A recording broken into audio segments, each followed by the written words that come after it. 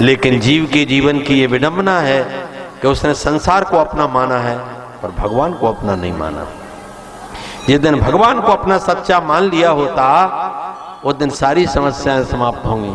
जो इनके हाथ जोड़ लेता है उसे किसी के हाथ नहीं जोड़ना पड़ते, जो इनके सामने रो लेता है उसे कहीं नहीं रोना पड़ता, जो इनके सामने समर्पण कर देता है उसे किसी के सामने समर्पण नहीं करना पड़ता है।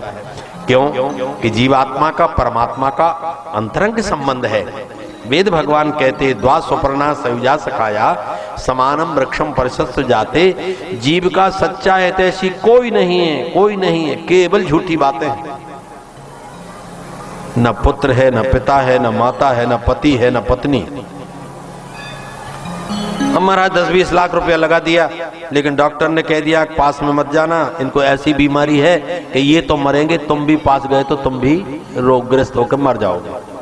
अब 10 हाथ दूर से बात करता है, प्यास लगी है, कुछ खाओगे, अंदर नहीं जाता कमरे में।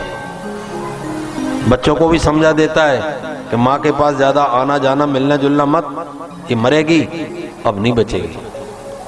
अब सब बाहर से पूछते हैं, बाहर से खाने पीने डालते हैं। जब उसे कष्ट होता है, वेदना होती है और वो कराहती है, तब जिनको अपना माना था वे कोई नहीं गए, तब आग का आंसू पहुंचने उन्हीं भगवान को आना पड़ता है, क्योंकि सच्चे मित्र वही थे और दूसरा कोई सगा था कहां।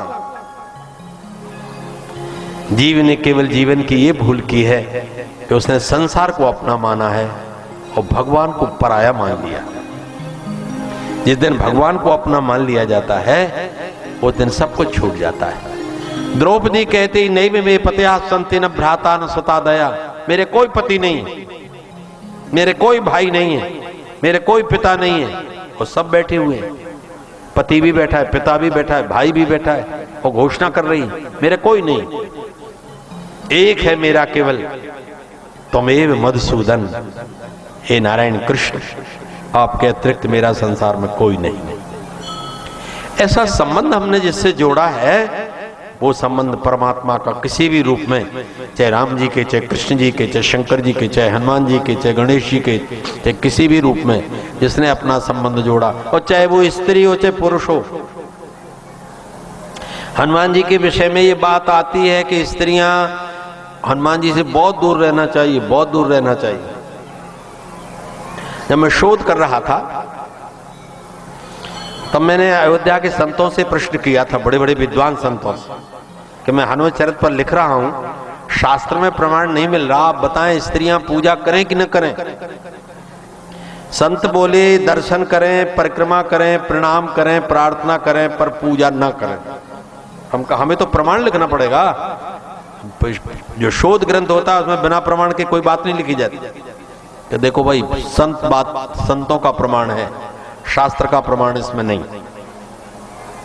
लेकिन अगस्त संहिता में मैंने पढ़ा कि बहुत सी किन्नर और गंधर्वों की स्त्रियां गा रही थी राम जी के गुणगान, रामायण का गान कर रही थी और हनुमान जी नाच रहे थे बीच में।